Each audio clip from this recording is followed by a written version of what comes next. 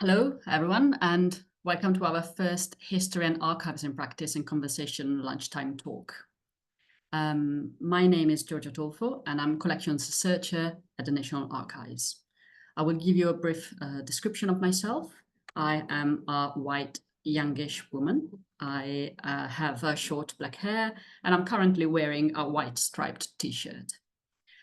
For those who may not know, History and Archives in Practice is a partnership between the National Archives, the Royal History Society, and the Institution of Historical Research. And it brings historians and archive practitioners together to consider shared interests in archive collections, their interpretation and use. Today, we are delighted to be joined by Brigitte Lardinois and Tom Reeves to reflect on the Edward Reeves Archive project and to consider how we can engage people with history in accessible and meaningful ways. Let me join in welcoming Brigitte and Tom.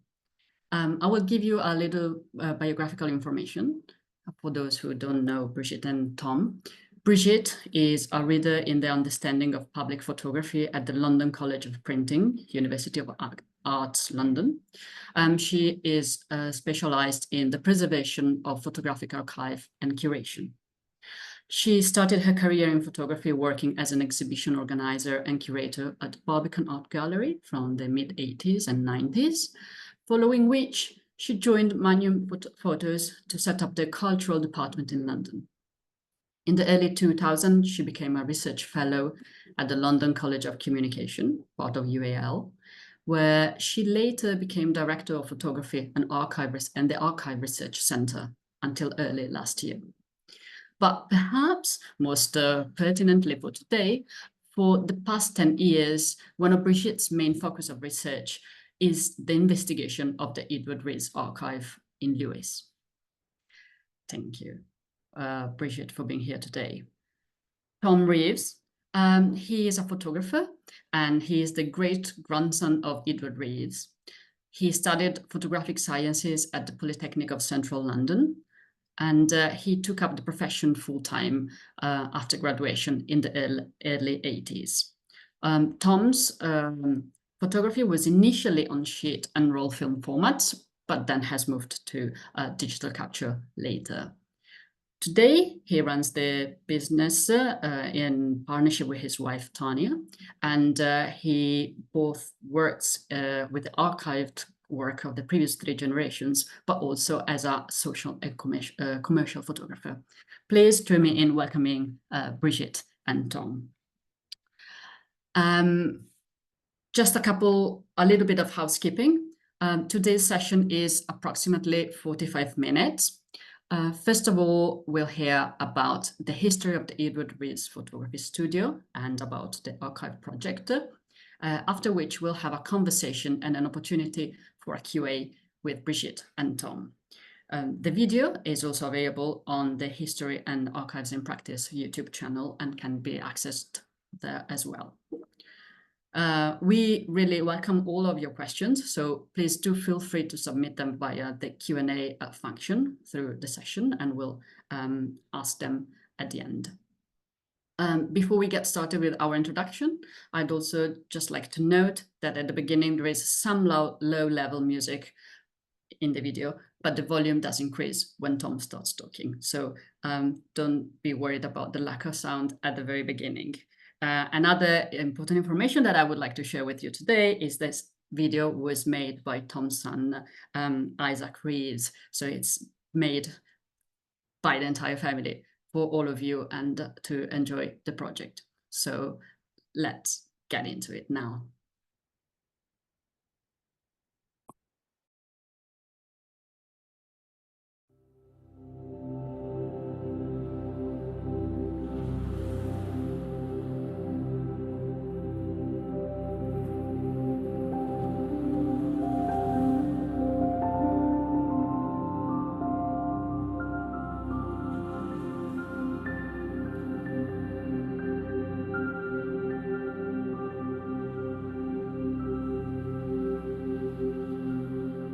Great-granddad started the business back in the 1850s, and he worked until his death in the early 1900s, by which time the granddad, Benjamin, and his sister Polly were both working in the business, and they ran it until the middle of the 20th century, by which time my father took over, and again supported by Mum. He ran it through to the latter part of the 20th century.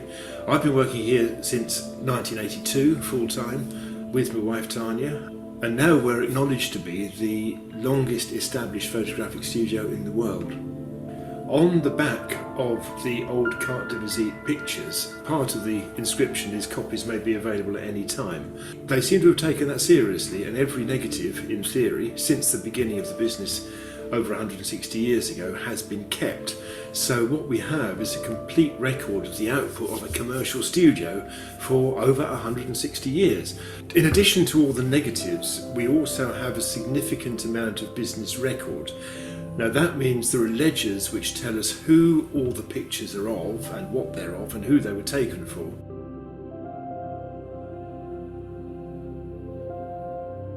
When I started, what I really wanted is this holistic view of the archive. It was very special that the studio is still working and is in the same setup in the same way as it would have been in the 19th century.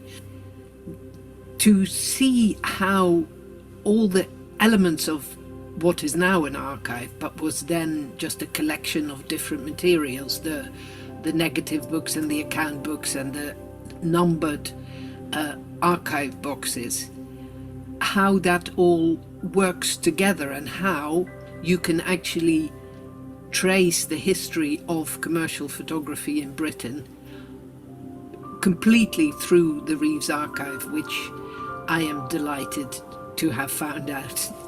The project has enabled us to work out much more accurately how many images there are in the archive. There are about 250,000 glass plates, plus of course all the film negatives that have started accumulating in the 1950s, plus of course the digital files that have come since.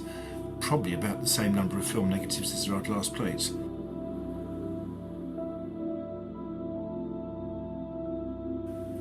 Immediately when I started working here and living myself in Lewes, what I was struck by is when you have spent a day looking at black and white pictures of 100 years ago and then you walk down the town with those images in mind, it's amazing the feeling that I got from what Lewes looks now and how it used to look, and how that it's like a film in front of your eyes. So we came up with this idea of having the images shown in places in Lewes where the picture was taken, so that that feeling could be shared with lots of other people, and it from the start has been such a success. One of the things also that my university, the University of the Arts, is very keen on is that we share our research, and this is a very good example of knowledge exchange where we are able to reach audiences that you wouldn't normally necessarily reach. The Lightbox exhibitions are now into their 10th year, and they've really evolved as the project has developed. More recently, whilst they're still site-specific, the boxes, they might show townsfolk, shopkeepers, events, spectators, and they tell the story of the town. That's been made possible by the work of the volunteer transcribers and the researchers. Also the interaction with the other archives, such as the British Newspaper Archive, which has been really interesting.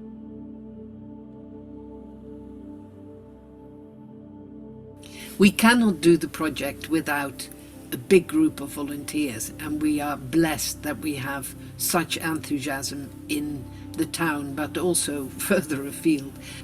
One group does the digitization, which is an enormous job. We have exhibition builders, which are priceless in the way that they mount these complicated exhibitions in so very many venues. And then we have a group of researchers who are given a plate and then find out who's on the plate, what's the story, social history events are relevant to that portrait or that street scene. And it's through their work that we get to know much more about the archive.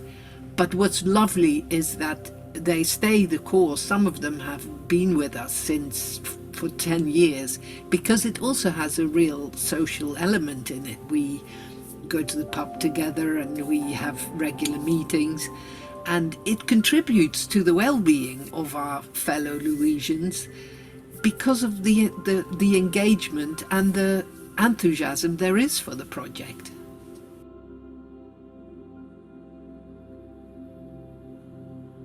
One of the things that we're very keen on is to involve young people. Tom and I have been giving assemblies in local schools, and we've done lots of talks in the schools. There have been quite a number of related events that have developed from the project, following on from the exhibition about the suffrage movement in Lewes on the 100th anniversary of the first women to get the vote. We had an event in collaboration with Lewes Town Council where 100 schoolgirls came to the town hall for a day of activities and talks by inspiring local women. They finished the day by writing down their hopes for the future, and they've placed them in a time capsule to be opened in 2028. Then there was Lewes Remembers. But the far, far greater number, in Kipling's words, were the ones that were known only to God. And among them were the 360 men from Lewes in Sussex, ordinary men, foundry workers, farm labourers, clerks and teachers, who also died and who stand for the ordinary. And whereas we know the legacy of the writers and the artists and the philosophers and the scientists, because we live with it every day, we don't know much about those men and what they might have done. Until now, the 360 men of Lewes were brought back to life in a truly remarkable event last Armistice Day by Lewes Remembers, a small group of local people, including our historic bonfire societies, who meticulously researched each of the men and their families. They knew where they lived, they knew what they did, in some cases they knew what they were like. On the evening of Armistice Day last year, 360 men, matched in age with those who had died, and leaving wherever possible the homes that they had left, marched silently with blazing torches through the streets converging on our war memorial. As each name was read out, one man stepped forward and extinguished his torch. It was done with immense dignity, and it was unforgettable. Frederick Lawrence of 109 South Street died at sea on the 27th of May 1915, aged 40.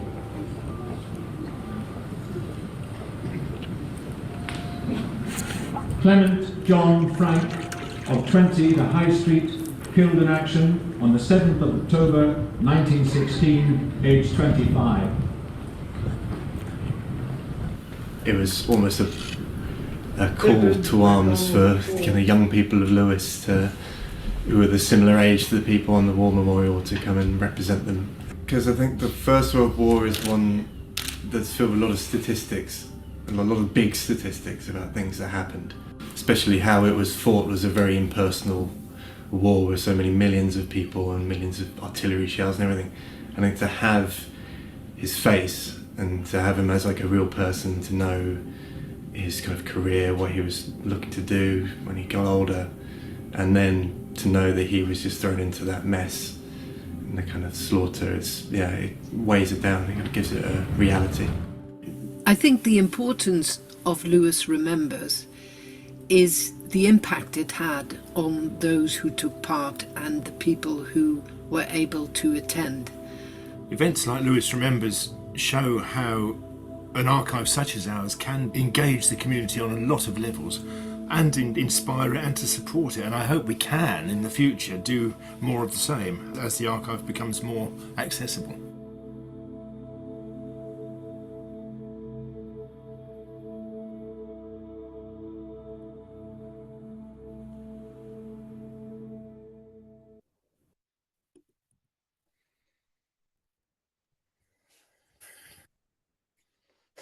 Hello, Brigitte and Tom. Hello. Welcome here today. Thank you for having us. Thank you. So we've just seen a very moving video of this project, and I would like to ask you a couple of questions. So I would like to start with you, Brigitte. I would like to know how you came to be involved in the project in the first place. I had been asked by Glyndebourne Opera House, which is not far from Lewes, to write the history of their organization through the images, the photographic images that they had in their archive. And the way that it was set up, we needed pictures from the Downs and places around the Opera House. And somebody said to me, if you need those and you don't have them in the Opera Archive, go to Reeves in Lewes. And I had lived here for many years, and because I used to be much more involved in photojournalism, I had never really clocked the Reeves shop. And then when I went there and I met with Tom and Tanya, his wife, I couldn't believe that that place was there. And I got, as part of my research fellowship, a day in the week where I could do whatever I wanted. So I went to Tom and I asked if I could investigate the archive. And Tom, you don't mind me saying that he said no. And he said no for a very long time, because as he will explain, it's still a business. It's not a museum. But eventually, when, as I say in the film, I was able to explain that it wasn't sheep on the downs or mills on the downs, that, you know, little things that people always came to ask Tom for, but that it would be nice to just see everything they have. And that became the Reeves Archive project. And after 10 years, Tom, you must admit, we still don't know exactly what there is. We keep finding things, ephemera and papers, and obviously the archive was meticulously kept, because those books you see with the pictures of the ledgers, the numbers in the ledgers correspond with the boxes. And because nobody had ever been in the archive apart from Tom and his wife and their family, nobody had ever been able to mess it up. And Tom, it wasn't in peril, it's totally safe. They just had never had the time to really assess what there is and how important it is. Is that fair, Tom? Yes, absolutely it is. And I mean, until the project started, we really just had a room full of negatives, which was nice, but it was pretty much inaccessible. And of course, the project, with the technology that we've now got, the digital technology, means we can scan records and analyze records. We can scan images, which means that I probably know more about my family's work than each previous generation did. You know, and it's really starting. The meat of the project is really starting to bear fruit, which is great. Wow, that's a fantastic beginning. So, Tom, may I ask you something else? So, I'm interested in the relationship between space, memory, and archives, and the Edward Reeves Archive demonstrates this relationship brilliantly. And the studio doesn't only hold a fantastic collection of photographs, but that shows the history of commercial photography in Britain. But the venue itself, the studio, and its location at the heart of Lewes makes it a living archive. And as you said, you are part of this living archive, and then you are helping it live through. Can I ask you, how did you approach the project with Brigitte? And if you, as we've seen in the video, the community was also at the heart of it. Was it involved from the get-go? Yeah, but as Brigitte said, we've had loads of people over the years coming in and saying, oh, I'd like to do a project on your archive, and I'm interested in sheep or bicycles or some specific thing. They just want to drill into it for their own interest. Brigitte came along with this holistic idea of examining the whole thing and seeing where we could go with it, and it really appealed eventually. And I was talking to Tanya, I can't remember how we engaged with the first group of volunteers. There was nothing high tech. We just kind of put a call out, and the first evening we had a room full of people, I think at the town hall, 20 or 30 people who all volunteered, and it was brilliant. And the pool of talent in Lewes has been fantastic. I mean, you've got Tony Dowman next week. He was one of our volunteers, lives in Lewes, just down the street. His partner is a volunteer. And that was the core of it. But of course, the output of the project has allowed the whole community to be involved, because somebody said that our archive is a bit like Lewis's family album. There are so many families that have come in generation after generation. They've sat in the studio. Styles of portraits have changed, but they've sat in the same chair, maybe. They've been in that same space, and they feel really invested in the archive. And so the light boxes and similar projects have really hit a nerve, I think, and there's the local interest, and there's also, you know, as we get further on, there's the national interest, the international interest, the fact that we're dealing with the whole history of commercial photography back to when in this country it all began.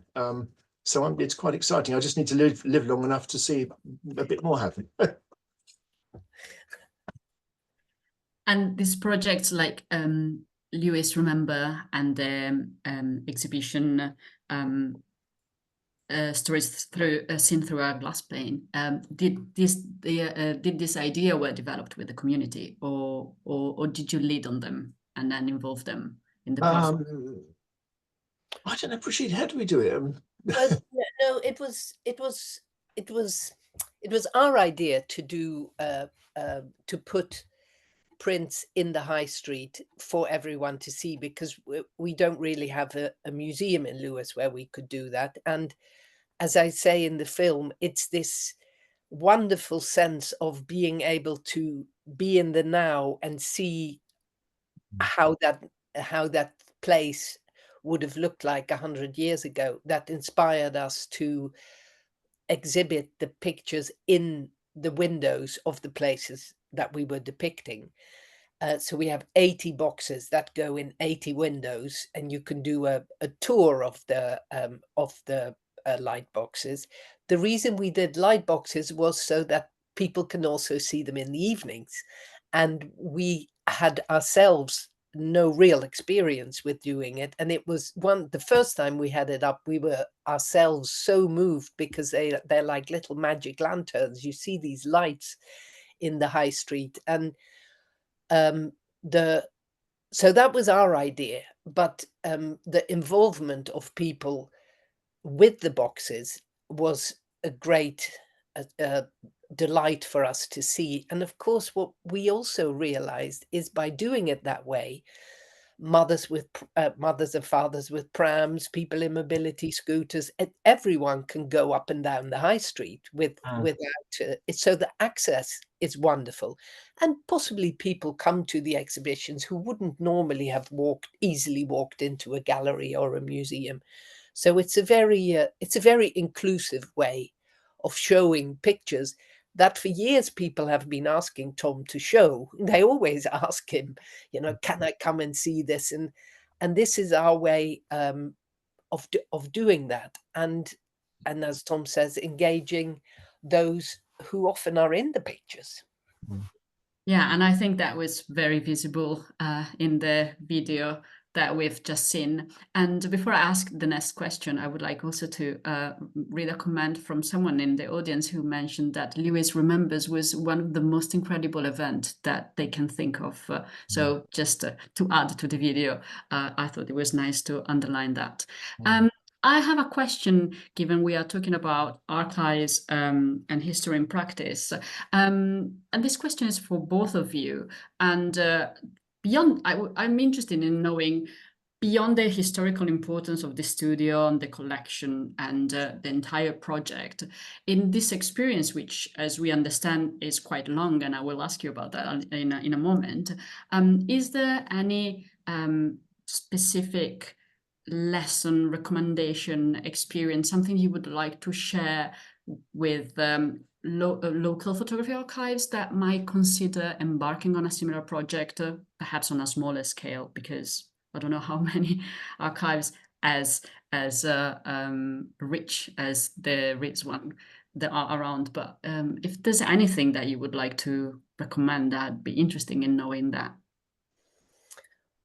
Shall I start, Tom? Go on then. I think what's really important with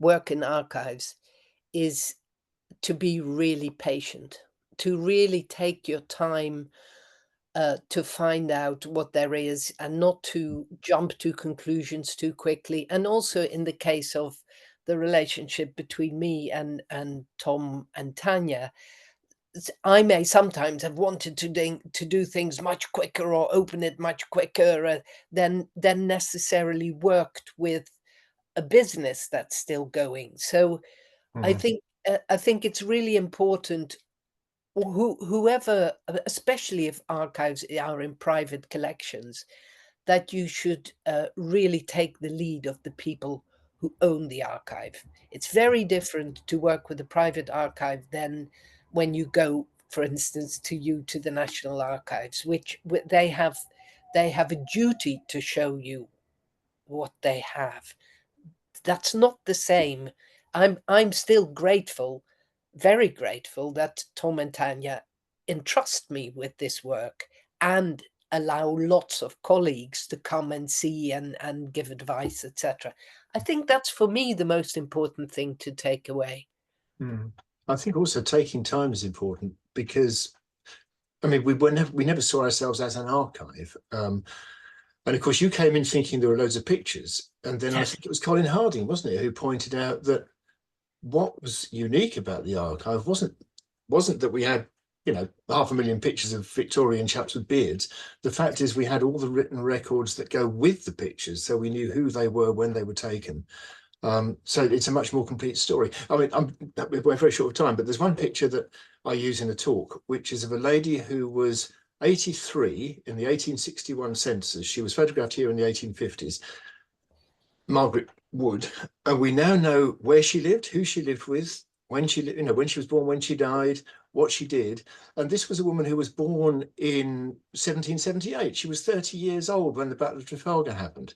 And this is taking history way beyond photography as well. It's kind of real connections with, with stuff outside photography. It's a whole social thing. I'm completely got off the question now. What was the question? No, I think that's No, part. yeah, it is definitely part of it, like connecting between the material that you have with other stories and life stories, and revealing them. That was really fascinating, and I think it's archives' goal and I think when we started to apply for funding, we didn't really know what we wanted it for. We didn't really know what we had, and it's been so important, to spend the time working out what we've got and what the potential is. And yeah. And talking of funding and the enormous task, we've yet to bring in a very, very big grant, but so far we've been able to run these projects, obviously through the volunteers, but we also get lots of help in kind. We work very closely with Lewes Town Hall. We have we get the beer from Harvey's Brewery whenever we have events. We are able to do this project because it's not just us. We can ask volunteers to help. We can ask for wood if we need wood, and that makes me feel that we're really onto a big community project, because we do get lots of help. And of course, Lewes Remembers would never have happened if we didn't have all the bonfire societies working with us. Those things are pretty unique, aren't they, Tom? They are. I mean, to people outside Lewes, the bonfire societies is a bit of an unknown quantity, but there are 7 societies who blow up things on November the 5th. There's a lot of inter-family rivalry, so you've got to get them to work together. But they were totally committed by the end, and then the committee that organised Lewes Remembers with us now wants to do other stuff because they've realised they can work together without sort of blowing each other up. So it's great. It's really great. It's real community. Yeah, what a fantastic idea of collaboration. I have 2 very brief questions, because I although I have many others, we are a bit running out of time, and we got so many questions from the audience. I just wanted to ask you, Brigitte, this project, which still continues, has already run for over a decade. How did you manage to sustain such a research project for such a long time? Because it's one of the best research projects you can come across. and because it keeps changing, and it keeps we keep finding new things to look at. I think a lot is because Tom, Tanya, and myself, and Isaac, their son, really get on well, and we really trust each other. And also, on a little personal note, I'm not from this country, and I'm from Holland, and being able to do this project with the community all through that horrible Brexit time, it was, I feel so grounded in Lewis, and I feel so accepted, and you know, I can nod all the time when I go and do the shopping, because I meet people all the time. It's a really wonderful way of living in a foreign country, to be engaged in something so meaningful and so local. I just, it's definitely one of the reasons why I want to do this for at least another 10 years. Well, I think everyone hopes that. And on a personal note, I also relate a lot with what you just mentioned. Thank you for sharing that. And my very final question, because I really have many, is for Tom. You mentioned at the beginning, it was mentioned at the beginning that the studio is currently not open to the public. So I would like to know if there's any plan for that, or is it possible to visit the collection? Yeah, well, we're a functioning photographic studio, so that's how we sort of keep going. The income from the business finances the archive and all that. So it's not a museum that you can kind of wander into and look at. We do annual events. There's an arts festival in Lewes called Art Wave that we take part in, although not this year, and also like Heritage Open Days. We are hoping to start doing group tours of the studio, which can be booked up. It's sort of on the horizon of actually happening. But you know, if anybody is interested and is in Lewes, let us know, and we'll put the kettle on. You know, we're quite friendly sort of folk, really. Bring cake. Tom, be careful, because lots of people have signed up for this. Bring a lot of cake. I think you should have said book for a passport session, because it's not absolutely expensive. Yes. And then you can go into the studio, have your picture taken for very little money, and you will have the experience. See, Tom, I can keep you in business better than So much. The advantage of the project. Let me dedicate this last 10, 12 minutes to some of the questions from the public, if you agree. So there are many, and I have to admit, I won't be able to ask all of them. So I apologize for those people whose question won't be asked. I'll try to pick some of them. The first one, and a couple of people have asked, is, what are your hopes for the next 10 years of the project? I think, I don't want to jump in front of you. I mean, I'm realizing that we're not immortal. And so my long-term aim is that the archive should be in Lewes as an accessible archive. How we achieve that, I'm not sure, but you know, beyond our lifetimes. I really do think that I said that it was regarded as Lewis's family album, and that's where it belongs. I don't want it to be locked away in an archive where it isn't available to people. So that's the kind of the big picture. But I'm Brigitte, you know. No, I'm nodding, because we agree on that. And just to very quickly add, the reason that archive is in such immaculate condition is because it happens to be built on a big slab of chalk. It happens to be that Tom and Tanya don't have central heating down there. So when the V&A curator came to see the archive, he said that the conditions, the temperature and the humidity in the Reeves archive is better than in the V&A. I mean, it's unbelievable, all the things that have conspired to keeping this where it is. And as an archive specialist, I go to so many places where every archive looks the same. And this is something you need to keep this where it is, so that when you walk to the studio, you walk over exactly the same stones as the people walked who are in the archive. We are of one mind of that. How exactly we are going to be able to do that, and how we will get the millions we may be needing, that's what we're working on. That's great. And among the questions, there are some suggestions as well, which I will share and maybe ask you if you've ever thought about them. I will mention two. One, I was asked whether photographs from the archive have been used in reminiscence sessions for older people and people living with dementia. Yes, they have. The light boxes have proved a really useful tool. People with dementia have been taken round by their carers, and it's been triggering memories. It's a really good therapeutic tool. Again, you know, it's not something they need to go to an art gallery for. They can see it in the street. So yeah, that's been a really rewarding part of it. Yeah, wow. And on a different but kind of similar note,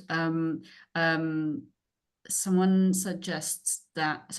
mentions that if they are not, if they think that Reeves once took a lot of photographs of for local estate agents when they were selling houses, and that they would love to see an exhibition of them. I think that many people might love that as well, to see what was inside in their old houses. I wonder whether this is an idea for the next 10 years. Yeah.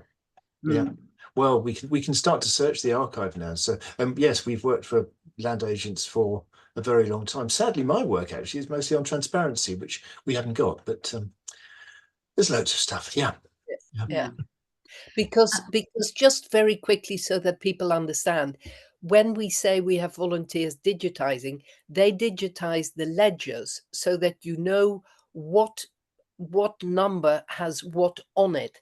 So, and it's since those 80,000 entries have been put into big Excel sheets that Tom and Tanya will be able to go Roland Gorringers and then pull out all those pictures. So it's now possible to do things like that. But there's so much more. There's children in Lewis, there's sport, there's, we can genuinely keep going, not just for 10, but probably another 20 years of light boxes. There are 250,000 plates. So, but yes, I would be dead keen to do the estate agent pictures, because though of course you mustn't forget that for the early days only the very rich houses would have been able to afford a Reeves series. So you also have to be a bit, same with studio portraits, in the beginning it's the rich people who get their pictures taken there. That is very fascinating and interesting. And another question is, will the archive be put online using any online archive platform at any time or point? It'll be a while, Tom. We're really concentrating for the moment on this, working out what exactly there is, and yeah, Tom, when would you envisage having images searchable? It's a while off still, isn't it? I think it's probably more useful, I mean, even to family history types, to have the written records accessible, and that we are aiming to do. I think we need to get the right software so that it's forward facing, but there are issues of confidentiality even now, so we've got to be a bit careful what we put actually in the public domain. But certainly if people can interrogate the archive by word, at least they can see if there's a chance that there's a picture of interest, and then we can pull the plate and scan it. I mean, I'm never in my lifetime going to scan 250,000 plates, and just won't happen. But I reckon I've done maybe scanned 10,000 so far, which is it's a start. Yeah. And also sometimes, with no disrespect, Tom, but when they take pictures of Plumpton College over the years, the agricultural college, you have like 500 pictures of carrots. So, you have to be judicious in what you choose. Found two really good pictures of a bar of soap. There you go. That's the whole point of curation, isn't it? Mm. Someone is asking whether, talking about digitization and collaboration, if how did you find volunteers to take part into this project? How do we find them? Well, the first one, as Tom mentioned, we put a call out, I suppose, on social media to ask if people wanted to volunteer. And since then, it's mostly been word of mouth, and people who still after a Lightbox exhibition, they come to the shop, which is open, and say, "I really loved that. Is there anything I can do?" And the wonderful thing is that by utilizing all that knowledge and skill that there is in the town and further afield. I mean, there are people in America who do the transcribing, people who used to live in Lewis. Or we find the volunteers, I would say, mostly through word of mouth. We never really have to ask for them. But for instance, that Excel sheet that we use for the digitization, that's set up by volunteers. We have a digital curator, Catherine Tolfo, who gives her expertise for free. She's the archivist of the photographers gallery. Yeah, we just get volunteers because it's a great project, I suppose, and because it's what we mention in the film. We do also enjoy being together and going out together, and we don't have half enough socials, but yeah, it's something that just spreads as something that people can do and be part of. I think one of the long-term things is to arrange to get finance so that we can afford to coordinate the volunteers properly, because the project has got sort of bigger and bigger, and because we've all got real lives as well, it's difficult to maintain people's interests and keep in touch with them. So we need to improve that, but it's only 10 years, it's early days. I have many other questions, which I will probably have to group into one, which is why collaboration worked so well when sometimes it can be tricky. But I suppose you've answered this throughout this presentation. It seems that the idea of like being part of the community is at the center of it. Yeah, I think it is, Tom. I believe so. It keeps us going, though of course I must say it's also important for the university because it is a knowledge exchange project, which it's part of the university's social purpose that researchers do this sort of work. So the university and the Reeves and the community we are interlinked, and I'm really glad that I'm able to do this as part of my profession. Thank you so much for all of this. Just one final question. There's a question that asks if you know the Winters studio in Derby, which is a similar photographic studio. Yes, we do. And they say they're 1 year older than we are, but it's a nice banter, but we are the longest, or Reeves are the longest in the same place, in the same family, without a break. I think we're very different concerns, and it's fine. And I really love, Brigitte, that you are part of the family, Reeves family now. Tom, Brigitte, I can't thank you enough for today, for all your words, and I'm sure that I'm thanking you also on behalf of the audience. I want to thank everyone for joining today, and I hope everyone has enjoyed this talk, this conversation. Just a little reminder that we've got 2 more brilliant history and archives in practice lunchtime talks lined up.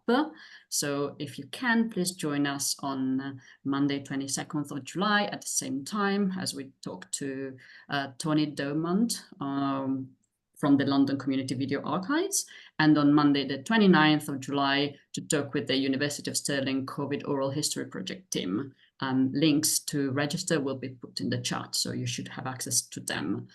Keep your eyes peeled and ears peeled for HAP25 announcement, which is also coming very soon. And with all of this, I wish you a very nice day. Bye. Thank you. Thank you.